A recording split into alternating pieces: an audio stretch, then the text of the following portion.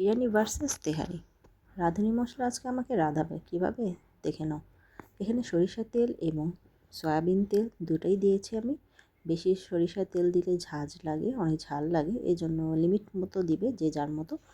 এখানে গরম মশলা দিয়ে দিয়েছি, আদা রসুন বাটা দিয়ে দিয়েছি, তোমাদের পছন্দ মতো বাড়িয়ে কমিয়ে নেবে।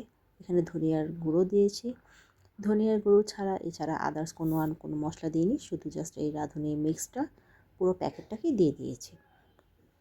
তোমরা যদি চাও আরও যদি এক্সট্রা মশলা দিতে পারো তোমাদের টেস্ট অনুযায়ী, বাট তেহারির জন্য এইটুকুই যথেষ্ট, বা বিরিয়ানির জন্য এইটুকুই যথেষ্ট।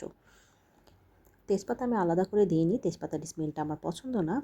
প্যাকেটের মধ্যে যতটুকু ছিল ততটুকুই আমি ইনাফ মনে করেছি। এরপর কি কষাতে থাকবে কিছুক্ষণ।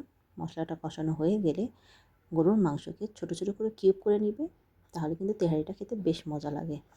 এরকম কিউব করে নিয়ে এই ছোটো মাংস পিসগুলোকে তুমি মশলার মধ্যে দিয়ে দিবে। তারপর কতক্ষণ কষাতে থাকবে।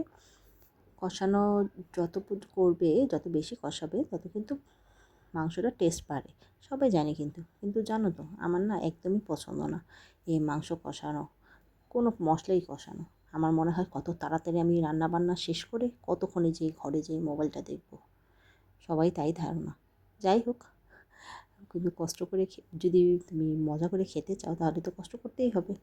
ভালো করে কষিয়ে নিও, দেখো কত সুন্দর কালার আসছে। পানি ছাড়াও কিন্তু এমন করা যায়, একটু তারপর পানি হালকা দিয়ে দিও, তাহলে তাড়াতাড়ি করে সেদ্ধ হয়ে যাবে। এই যে আমার পোলাওটা এখান দিয়ে রেডি হয়ে গেছে।